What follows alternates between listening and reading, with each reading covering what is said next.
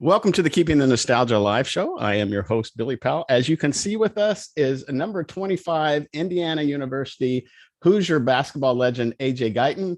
AJ, thank you so much for taking some time out of your busy schedule to help keep the nostalgia alive and talk hoops. Oh, no problem, man. Thanks for having me. And also, too, I'm going to share a screen here.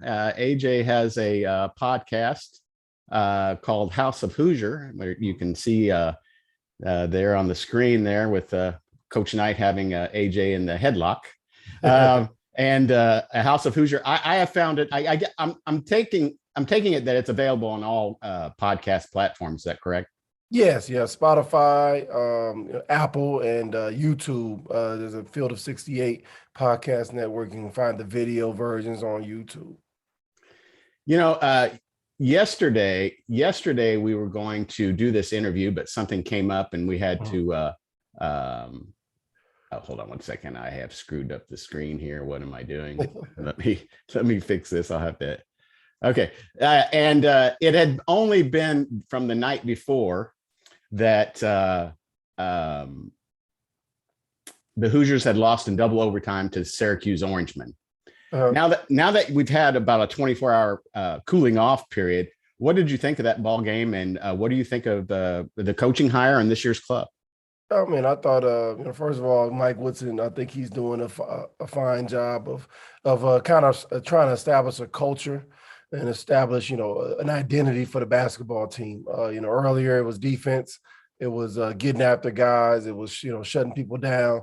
But with last night's game or the other night's game, it was 112 to 110. So today's basketball, you got to win different ways. You're going to have to score a lot of points some nights, and some nights you're going to defend, and some nights it's going to be a mix of both. But you have to be able to adjust to today's game. And I was happy because I saw an ability to knock down shots. I saw guys' ability to get to the basket, guys' ability to share the basketball. And it led to an opportunity to win. And playing against a zone, you're going to get many opportunities to make shots. A zone cannot stop you from getting shots. It's kind of a mental game with a zone, because if you start missing shots, then it becomes mental. But they were able to start off to a slow start.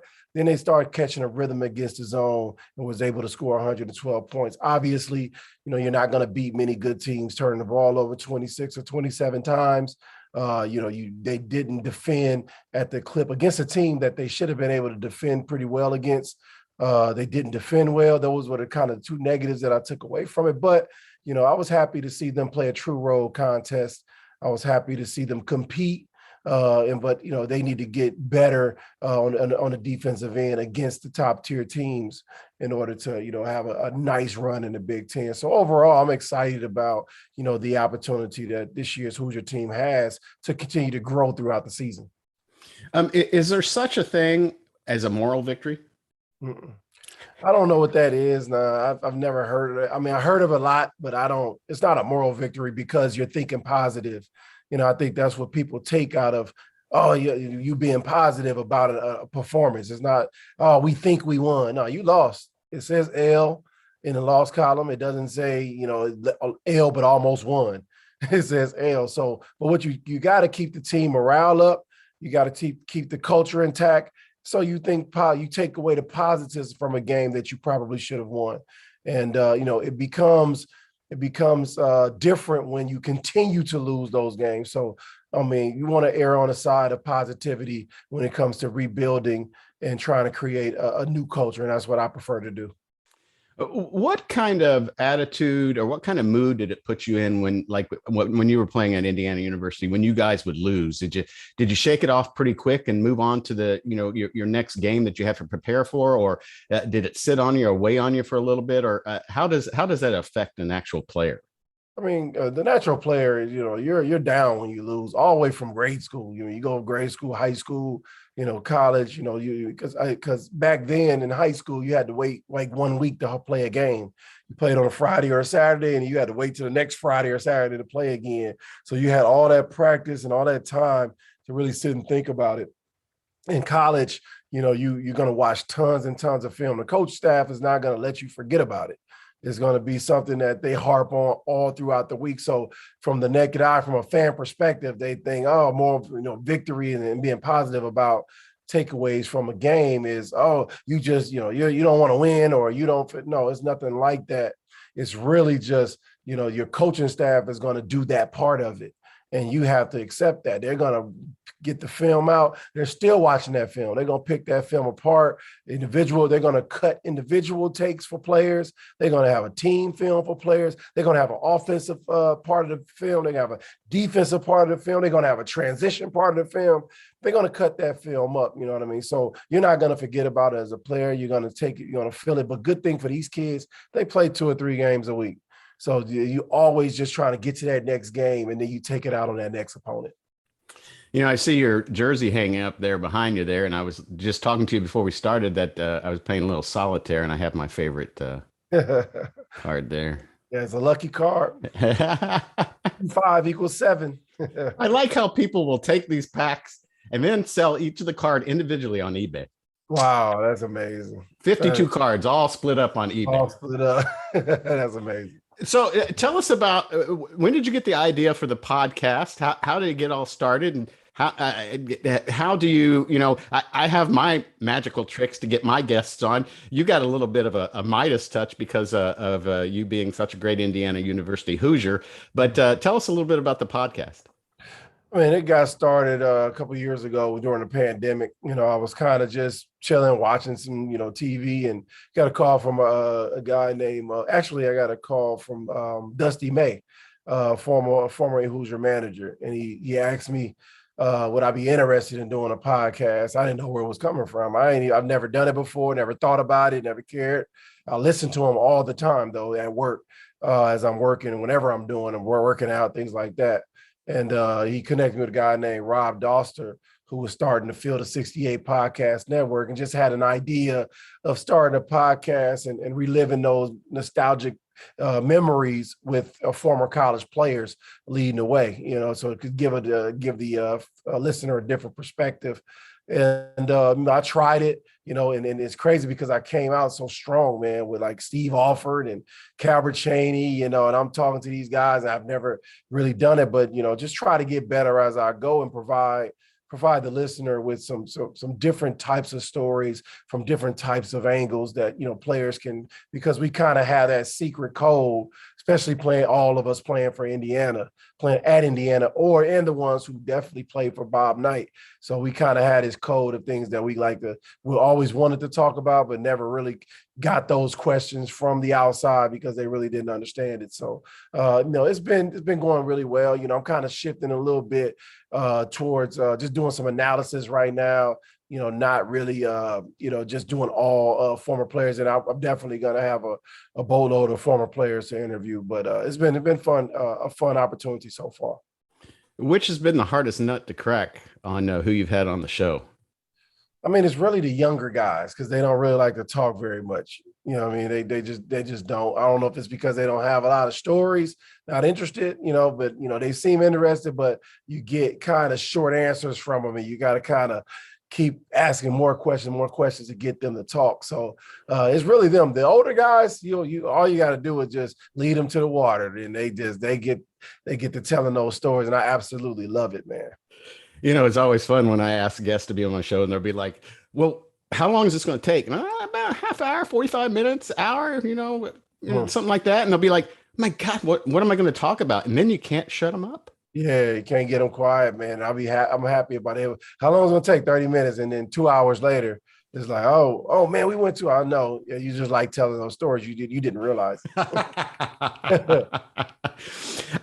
Tell us a little bit, Peoria, Illinois, right? Yeah, that's where I'm from, born and raised. Tell us a little bit about the basketball scene there, your life growing up there, and when did you become a Hoosier fan? What led you to Indiana University?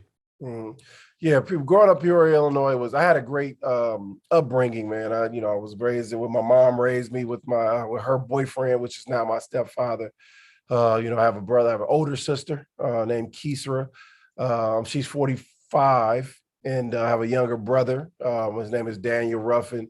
I think he's 37, or he's about to turn 37. So, we grew up in a loving household, man. My mom, she just was demanding discipline, accountability, that kind of thing. I started to I played everything as a kid, had a great neighborhood. I lived in projects for the first probably 13, 12 years of my life, and so and when you live in the projects, you have a great array of friends to see and deal with every single day. It's like consistent. A lot of kids have to move and they go different places, but we were just in one place for a significant amount of time. So we all gravitated toward just doing all kinds of things in the neighborhood. When it comes to, we were doing acrobatics, we were backflipping, we were sprinting, we were running, we were playing baseball, we were playing football. We would call it a dead man tackle at the time. We playing football and then basketball obviously was our thing as well. Because in Peoria, a lot of outside courts. So a lot of people, and it's the sport that you don't need a whole bunch of people to play. All you need is 4 people. You play 2-on-2, play 1-on-1. So our city naturally just gravitated towards basketball. We had community centers that were thriving in the neighborhoods back then.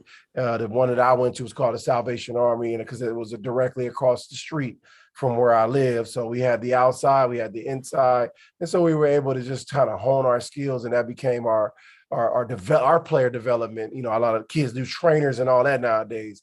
We didn't have trainers. We just had courts and basketballs and friends.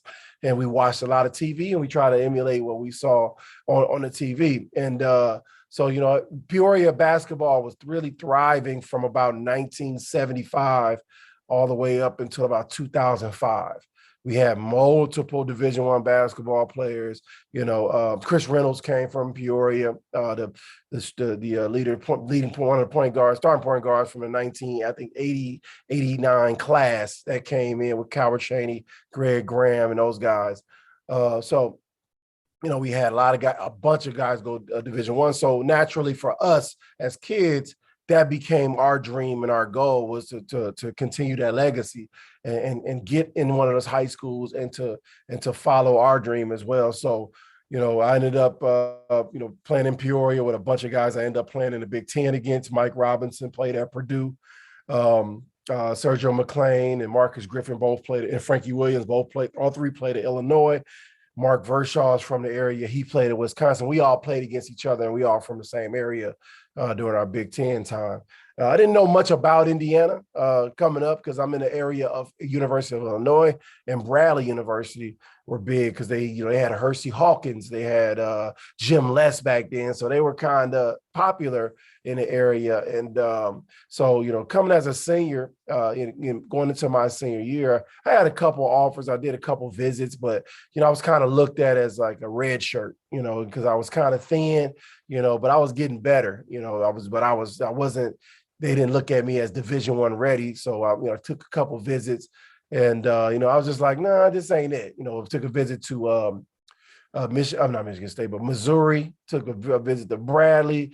Have much interest from University of St. Louis. Charlie Spoonhour, he was the only coach to actually come to my house and recruit me. And so I was really on the verge of committing to St. Louis because of that, because of Charlie Spoonhour coming to my home. That was big time to me. But I decided to wait until the spring. I kind of tried to gamble on myself. Felt like I could do better. And that's when, fate intervened, man. And that's when things changed for Indiana basketball at that time. One of their players caught, a domestic violence situation and was kicked off of the team. So that opened up a scholarship. So I ended up, playing. Got some interest from Ron Felling. He came to some games. And then finally, late, I think it was in February or January of 1996, Tim Knight came to a game. I think he was kind of the final. I don't know how he ended up being the final person to evaluate me because he wasn't a coach, but he came to a game and I didn't play well. I played good in the first half. I was being boxed and won. So I had like 4 or 5 points in the first half, but I scored like 30 points in the second half. And he went back and reported to them that I was ready for the Big Ten. And that's what kind of got the ball rolling again, because Indiana was bringing me in and getting me in for like unofficial visits in my junior year, but they backed off because they didn't have any scholarships available. So the good thing about me was I didn't know much about Indiana or Bob Knight. Like I didn't, because it didn't factor into my decision. It was like, people say, well, why are you going to Indiana? The coach is crazy. That's what they would tell me. I'm like, my high school coach thinks he's him. So I don't understand. So I was, some people could be deterred by that, but I never knew about chair throwing, and I never knew about head butting and whipping and all this other stuff that were rumors out there. I never heard of that stuff. So when he brought me in, and all I looked at it was what my stepfather how my stepfather told me to look at it was, you look at the roster, you listen to, the people who are recruiting you, and you decide whether you think they're genuine or not. If you have an opportunity to play, then that's the school you probably should go to. And, if all those things line up, and with me coming in with only Neil Reed as the returning guard, with Michael Lewis coming in, with Luke Jimenez coming in, it was just a prime place. Like, okay, you got a great opportunity to play a lot here. Let's go. And so that's how I ended up at Indiana University over St. Louis and Michigan State. I'm glad I didn't go to Michigan State because I probably would have committed because I was really good friends with Mateen Cleaves. And but when I looked at their roster, they just had a lot of guards, and Thomas Kelly was there, Charlie Bell was there coming in, Mateen was there, had a guy named Maurice Ager, he was there. I was just like, nah, there's going to be too many guards. And so that I canceled a visit with, actually it was Tom Crean and Tom Izzo, canceled a visit. I ended up going to Indiana, saw it, liked it, and then ended up committing. So that was the story of how I got to Indiana University. Going back to what you said, I think we played that same football game, but it was called Kill the Man, where they just throwed the ball up in the air and you run around till you got tackled.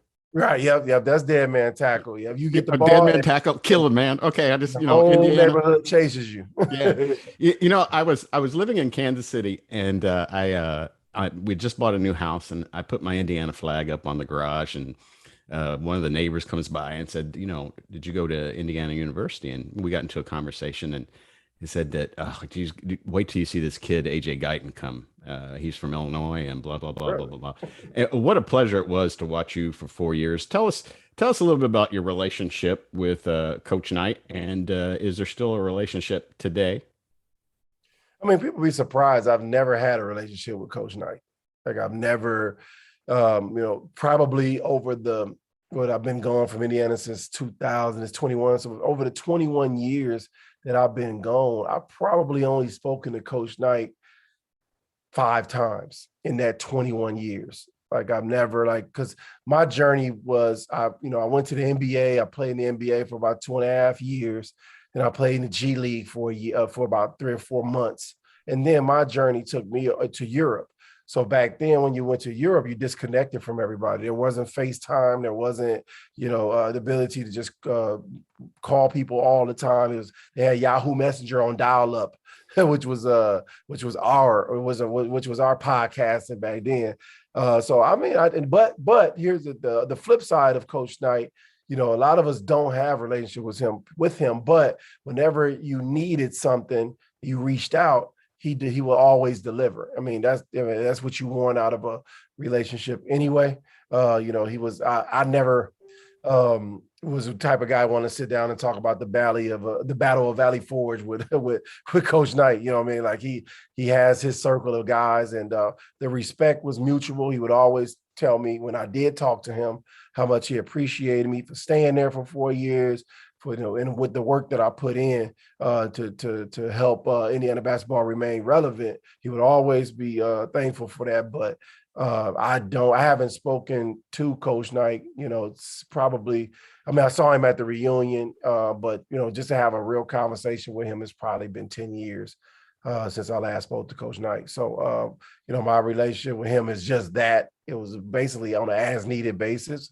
It was a mutual respect. But my journey took me to many other countries and many other time zones, and I just, you just lose contact sometimes when you do that. That's why this podcast has been important to me because it's an opportunity to connect with that, especially with that 10 years that I was gone, that I really couldn't connect to the Indiana basketball verse. So that's why it's been good for me to contact those guys, can listen to their stories and how they got to Indiana and excelled in Bloomington.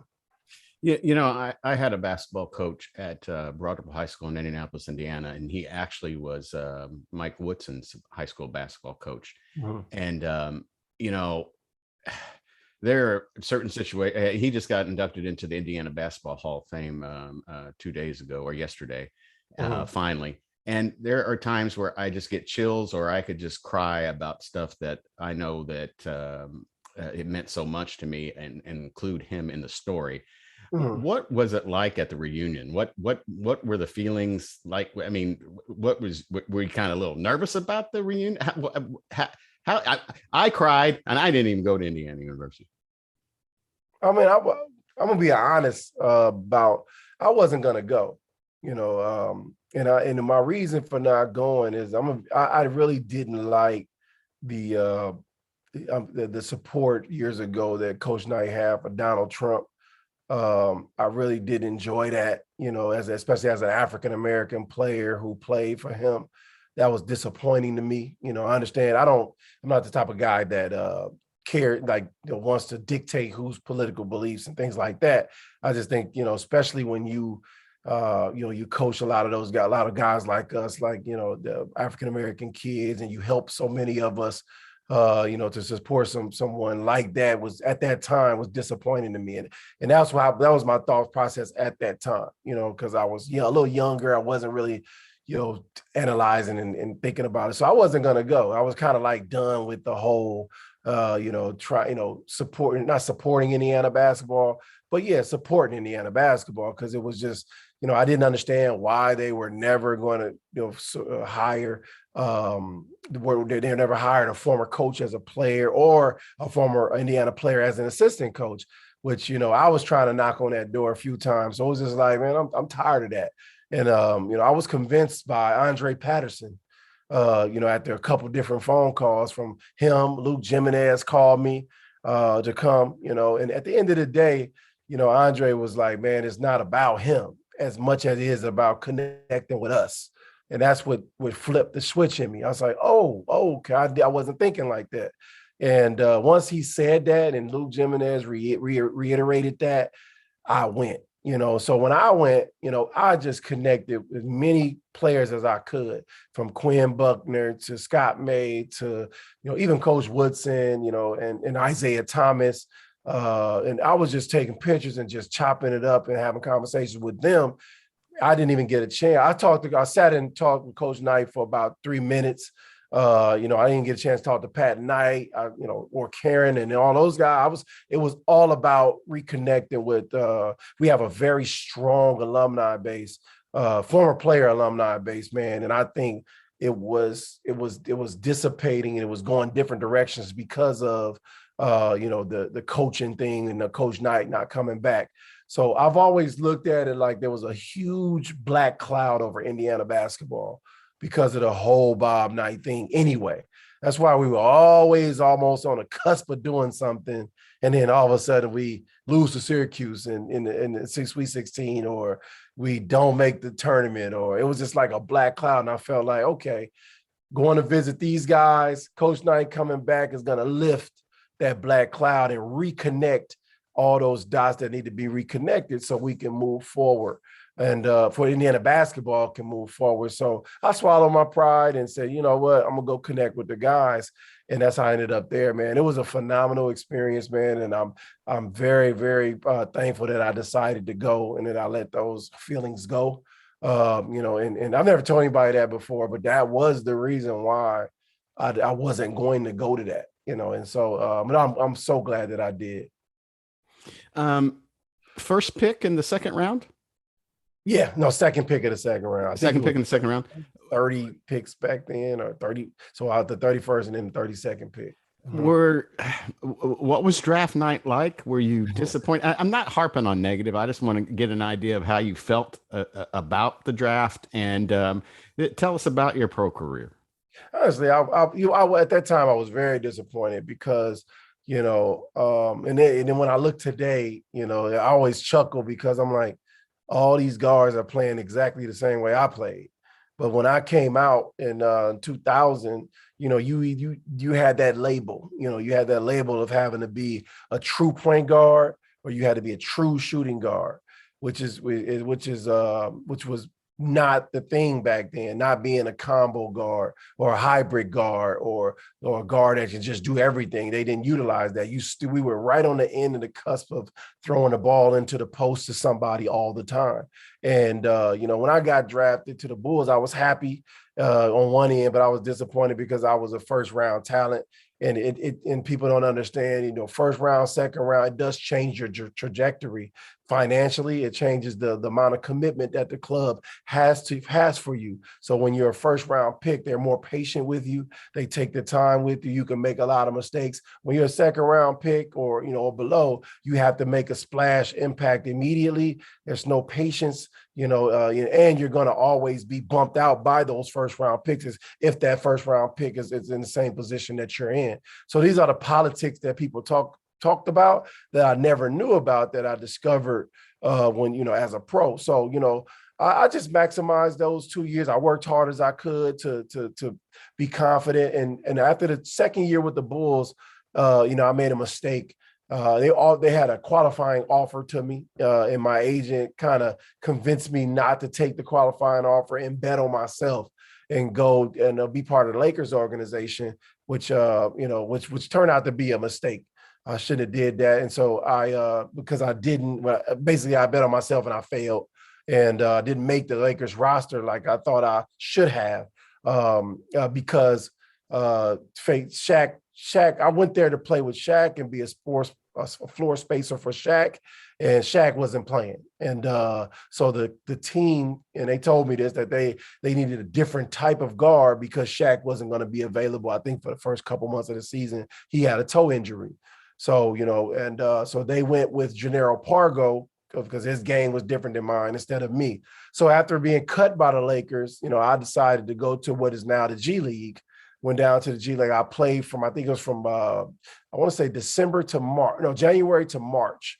And played for the Huntsville flight down to Huntsville, Alabama. It was a good experience, man.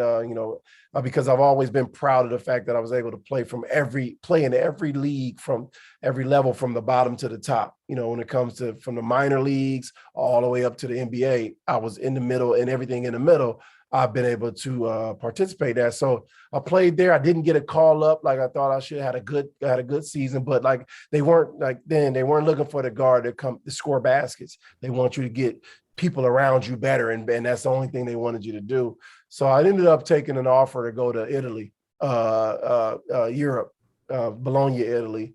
And when I took the offer and I got there, I hated it. It was like punishment. I mean, I didn't have any idea. I didn't speak the language. And in Italy, there's no second language. I mean, it's Italian or bust in Italy. So, it was tough to order food. I ate the same food for 3 straight months, pizza and drank a Coke every day because I just didn't know how to order food. But something crazy happened. I started off playing well, and then all of a sudden I just took a dip. And I just didn't play well. It was just the elements, man. They were allowed to smoke over there in the gym. So I was tough adjusting to that. You got the pressure. And this is the first time I have felt pressure from a management to perform. And I didn't do very well with it in the beginning. And but I'll never forget, I was laying in the bed one day and I was living in an apartment that had a subway over the top of it. That was disappointing. And then there was no cable. So I watched the same 15 DVDs for about 3 months straight. So I was laying there one day. I was like, man, something came over. I was like, damn, I'm missing something. I was like, and I was like, I need a touch. So I flew my mom over, and that turned out to be the recipe to get me back in the mode, because mentally I checked out. I didn't want to be there.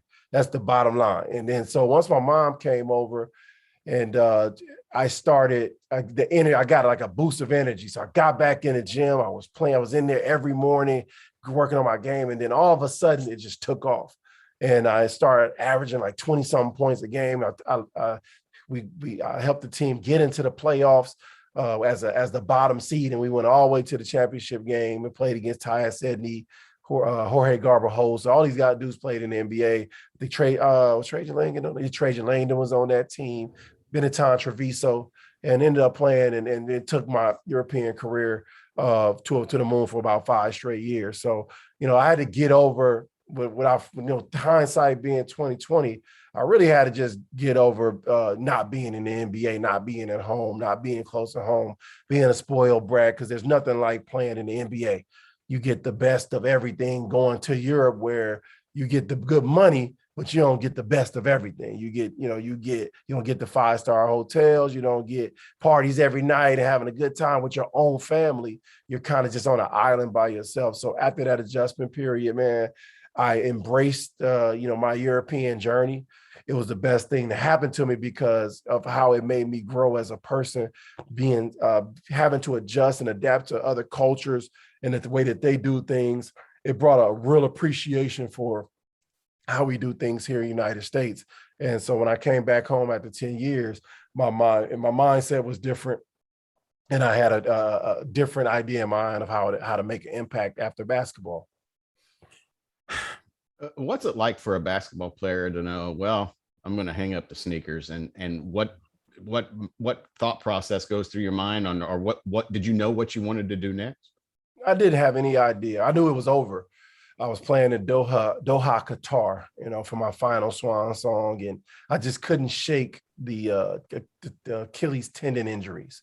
Like, I just couldn't. It would strain my Achilles, wait 3 weeks, play for a week, strain them again. Just kept happening. So I went to the managers like, you know what, you guys deserve a better player, man. I'm done. Like, I was done. And I knew I was done because I had no desire to play again when I was done.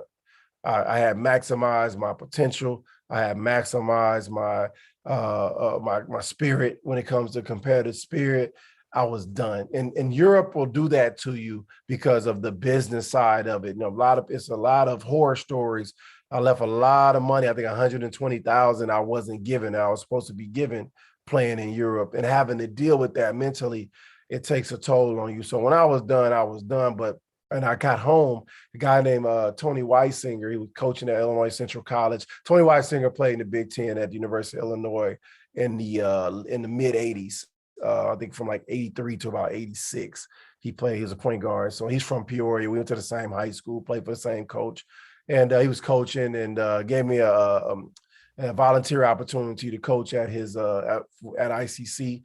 And so, Dr. Rita Ali, who's now the mayor of Peoria, she was the head of diversity at Illinois Central College. So she started a program called the Role Model Mentoring Program, where basically I would go around, get a group of students, and I would mentor them throughout the year, take them to cultural activities, monitor their progress academically, make sure they're on track. And when she did that sparked a fire in me. That wasn't directly what I wanted to do, but it sparked the fire for me to say, whatever you do, it has to be a leadership role. It has to be something where you're building, where you're developing, and you're helping kids get better. So that's what I ended up doing. And I ended up staying at ICC from 2010 to 2016. And it ended up being a great experience for me because I had never had a real job before. That was my first real job, came in August of 2010. And I held on to it for about 6 years. And got the most out of it. But that was kind of a bucket list thing for me to do. It was like, man, you've never worked before. Basketball has always been your job. So after that, I started to get back into coaching after 2016. And I started getting into, I was coaching while I was at ICC. I was coaching high school basketball and semi-pro basketball for fun and just the enjoyment of it for about 3 years straight. Doing both, driving back and forth, XYZ. So, that kind of grew my passion. Had a lot of success at the semi-pro level, winning 3 championships and only losing 5 games in the 4 years that I coached. And, just have fun developing the kids at the high school level and connecting with them, sharing my journey and story with them. Because I'm one of only 4 people to ever play in the NBA from the city of Peoria. So for kids to be around one of them, that whoever has that dream it could be very inspiring for them. So in 2016, I think I coached the $2 million tournament that was on TV with the Bradley alumni team, and we went all the way to the Final Four. So that actually got me a lot of traction when it came to coaching. Like I never really got any interest from anybody, including Indiana, which was why I was kind of like done with them. I couldn't understand why they wouldn't, those guys wouldn't give an Indiana player an opportunity to come back and have an impact on those guys at that time. And so I ended up, using that $2 million tournament to go get my first coaching job with the Windy City Bulls in the inaugural G League team that they had. Nate Linzer, who's now an assistant coach at Nebraska with Fred Hoiberg, he picked me out, without even hesitation and brought me in, hired me. I had a great experience there. But even after that experience, the Bulls, they changed G League coaches, which changed the staff. I wasn't retained. So I ended up, thinking what was next. And ironically, Chris Collins called, he had text me. No, sorry, not Chris Collins, but Brian James from Northwestern, who's assistant coach there with Chris Collins. He just randomly texted me at that time and asked me what I was up to. And I said, I'll come up to a practice, man, watch you, meet you, talk to you, talk to Chris. And it wasn't about the job. It was just about just networking. Went up there and, they showed interest in bringing me on as a player development director. And I went up there, interviewed for the job, got the job. So that my coach career was kind of rolling. And I was like, okay, I'm gonna see what this college thing is all about then. Cause I'm a man of experiences. I like to touch everything and then decide what I want to do. I don't want to be a guy that did one thing for 45 years. I've never had a desire to be that person. I watched my mom do that. I watched my dad do that. I just never was interested in that. So that's why I touched every level of coaching before I made a decision what I wanted to do. So I coached at Northwestern for the year, had a great experience with Chris Collins. And then I was able to get, I was on, actually, Armand Gates, who's now an assistant, I believe, at Nebraska. He was at Northwestern with me. He ended up leaving to go to Florida, which opened up an opportunity. What I thought was for a job as an assistant coach at Northwestern. But it didn't work out that way for some reason. Well, Chris Collins told me he needed a more experienced recruiter in that position, so he didn't hire me. And I was like, okay. I'm 40 years old, man, or I think I was 40 years old at the time, 41 years old. So I don't have time to play and be around for a long time. So I actually, what he allowed me to do was go go recruiting for a month or two and get the recruiting experience before they hired someone. And so I went out and I ran into an old friend named Tavares Hardy, who played at Northwestern University back against me. He was 2 years younger than me. We also played on the Illinois Warriors AAU team back in the day. He was 2 years younger than me, but we played some tournaments together. So I knew Tavares. I knew he was coaching, but, I didn't know he was on the verge of getting a head coaching job at Loyola. He didn't have the job at the time that I saw him, but we chopped it up. He gave me some pointers and things I needed to do if I wanted to succeed in that business, and we went our separate ways. Well, three months later, he gets the job at Loyola, and a couple guys turned down his assistant coaching job position, and he calls me to be an assistant at Loyola. So I leave and go to Loyola in 2018. So all this is happening year after year after year. I get to Loyola. Great experience with Tavares. Great experience being a college coach, but I was a single father at the time. And I have a daughter who was, I think she was in 7th grade at the time, 12 years old. And I could not balance. I could not. She's an athlete. She's a basketball player. And it was pulling on me not being able to be there at her games and supporting her and even helping her get better because she hasn't had an opportunity to be really good. So when the end of the Loyola, the end of the season came at Loyola, I did a year. I was like, I need to make a decision. I either need to go at this assistant coaching thing full time, or I need to find something that helps me be a part of my daughter's opportunity. And so during this time period, I was traveling. Tavares was allowing us to go home. So when I got home, I was approached by the superintendent of our Peoria public schools about her sports. And she was just talking about what they needed to do to get sports better. And I guess I must have gave her a hell of a speech, because 2 months later, she was calling me with an offer to come home and be the athletic director for Peoria Public Schools. So, I weighed the two options, and I'm like, I think being with my daughter during this time period and sacrificing my coaching career is the way for me that I need to go. I said, I don't think I could look at myself in the mirror if it didn't work out for my daughter, because she has Division I talent, you know what I mean? And not being there, me not being around, I had to sacrifice my coaching career to do that. So I decided to take the job at Peoria Public Schools, where I would be able to run athletics, be able to create programming, be able to develop my daughter, be able to go support her most times. And that's where I am today, director of athletics for Peoria Public Schools. And that was the journey to get there. And it all happened so fast and organically that I think it was destined. So that's where I am today. AJ Guyton, I know I ran a little bit long on you. Who is coming up next on your podcast? What's some guests that we can look forward to on House of Hoosier? We have some guests in the vault right now. Like I told you, we're kind of focusing on just doing some pre and post game analysis, getting to know and following the current Indiana Hoosiers, which I think is where everybody's focus is right now. But I have pods in the vault with Jamal Meeks. I have pods in the vault with Charlie Miller. I have some upcoming pods with guys that I don't want to name, because I don't want them to turn it down, because I'm saying it too early. But I got plenty of content coming, man, and I'm just glad people are still tuning in and enjoying it.